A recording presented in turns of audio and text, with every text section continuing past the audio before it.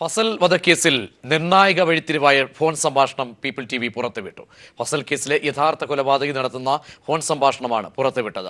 RSS പ്രവർത്തകനായ ഷിനോജും മറ്റൊരാളും തമ്മിൽ നടത്തുന്ന സംഭാഷണമാണിത്. സംഭാഷണം പീപ്പിൾ TV പുറത്ത് വിട്ടു. അതിലേക്ക് സംസാരിച്ച അത് മാത്രമല്ല എന്റെ പ്രശ്നം. പ്രശ്നങ്ങളും നാലഞ്ച് കേസുമായിട്ട് ബന്ധമുള്ള ആളാണ് ഞാൻ. എനിക്ക് അങ്ങനെ എന്തെങ്കിലും ഒരു തരത്തിൽ ഒരു നെഗറ്റീവായിട്ട് തോന്നിക്കഴിഞ്ഞാലേ ഓരോന്നും ആ ഒരു കേസ് മാത്രമല്ലേ ബന്ധമുള്ളൂ.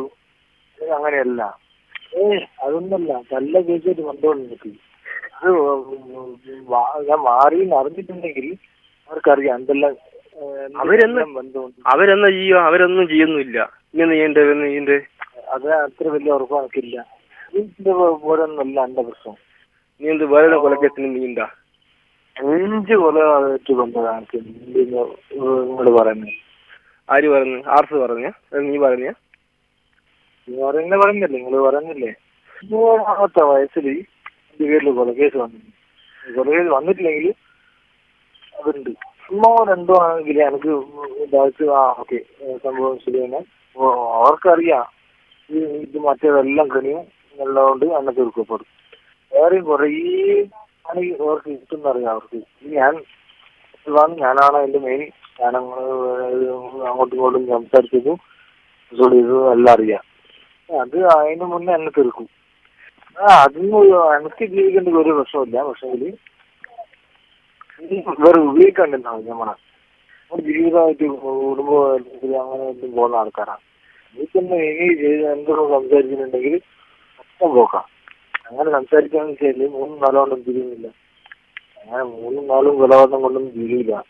ഞാൻ സംസാരിക്കാമെന്ന് വിചാരിച്ചത് നിങ്ങൾ മൊത്തം കൊടുക്കും. അത് പറഞ്ഞിട്ടുണ്ടെങ്കിൽ കൊടുക്കും. ഞാൻ തന്നെ ഞാൻ വല്ലാത്തൊരവസ്ഥയിലല്ലേ. എന്താ അവസ്ഥ?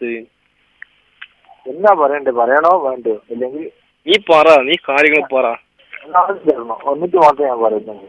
എങ്ങനെ വേറെ ആദ്യം തരണം. സംസാരിച്ചിട്ടില്ലെങ്കിൽ പ്രശ്നമില്ല. എന്റെ കാര്യങ്ങൾ ഓക്കെ ആക്കണം. ഞാൻ എന്റെ ലൈഫ് അത് ഗ്യാരണ്ടി ആണെങ്കിൽ മാത്രം ഞാൻ അല്ല നിൽക്കാം. ഞാൻ അങ്ങോട്ട് വന്നല്ലേ. അത് മാത്രമല്ല, പല കേസിനും 5-6 ഞാൻ സംസാരിക്കാം. പക്ഷേ എനിക്ക് സേഫ് ആയിരിക്കണം.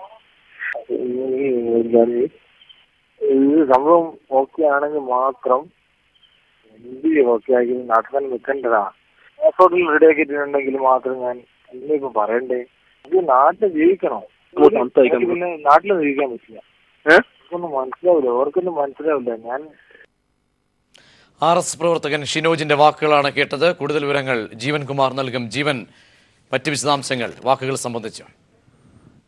പ്രജീഷ്, 2006 പെരുന്നാളിൻ്റെ തലേന്നാണ് NDF പ്രവർത്തകനായ MDFിൻ്റെ സബ് ഡിവിഷൻ കമ്മിറ്റി അംഗമായ ഫസൽ കൊല്ലപ്പെടുന്നത്. പുലർച്ചെയായിരുന്നു കൊലപാതകമുണ്ടായത്.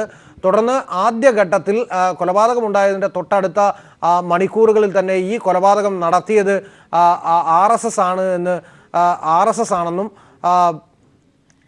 NDFുകാർ തന്നെ ആരോപണം ഉന്നയിച്ചിരുന്നു. എന്നാൽ NDF ആരോപണത്തിൽ നിന്നും പിന്നോട്ട് പോയി. ആദ്യം ലോക്കൽ പോലീസ്, തുടർന്ന് ക്രൈംബ്രാഞ്ച്, അതിനുശേഷം CBIയുടെ എൻക്വയറിയും ഈ കാര്യത്തിൽ നടന്നു. UPA ഗവൺമെൻറ് കാലത്താണ് ഇത് സംബന്ധിച്ചുള്ള എൻക്വയറി നടന്നത്. ഫസലിൻ്റെ ഭാര്യ തന്നെയായിരുന്നു ഹൈക്കോടതിയെ സമീപിച്ചത്. തുടർന്ന് CBI ഇൻവെസ്റ്റിഗേഷൻ ചെയ്തു. തുടർന്നാണ് കാരായി രാജനെയും കാരായി ചന്ദ്രശേഖരനെയും ഈ കേസിൽ പ്രതിയാക്കപ്പെടുന്നത്. സംഭവം നടക്കുന്ന ഘട്ടത്തിൽ കാരായി രാജൻ തലശ്ശേരിയിലെ ഏരിയ സെക്രട്ടറി ആയിരുന്നു. സംഭവം നടന്ന തിരുവിലങ്ങാട് ലോക്കൽ കമ്മിറ്റിയുടെ സെക്രട്ടറി ആയിരുന്നു കാരായി ചന്ദ്രശേഖരൻ. ഇരുവരും പിന്നീട് വൻ ഭൂരിപക്ഷത്തിൽ കണ്ണൂർ ജില്ലാ പഞ്ചായത്തിലേക്കും തലശ്ശേരി നഗരസഭയിലേക്കും വിജയിക്കുകയുണ്ടായി. എന്നാൽ കേസിൻ്റെ കോടതിയുടെ വിലക്കുണ്ടായിരുന്നതിനാൽ കണ്ണൂരിൽ പ്രവേശിക്കാതെയാണ് രണ്ടുപേരും തെരഞ്ഞെടുപ്പിൽ മത്സരിക്കുകയും വിജയിക്കുകയും വിവിധ തദ്ദേശ സ്വയംഭരണ സ്ഥാപനങ്ങളുടെ അധ്യക്ഷന്മാരാകുകയും ചെയ്തത്. എന്നാൽ തുടർച്ചയായി യോഗത്തിൽ പങ്കെടുക്കാൻ കഴിയാതിരുന്ന പശ്ചാത്തലത്തിൽ രണ്ടുപേരും സ്ഥാനങ്ങൾ രാജിവെച്ചു.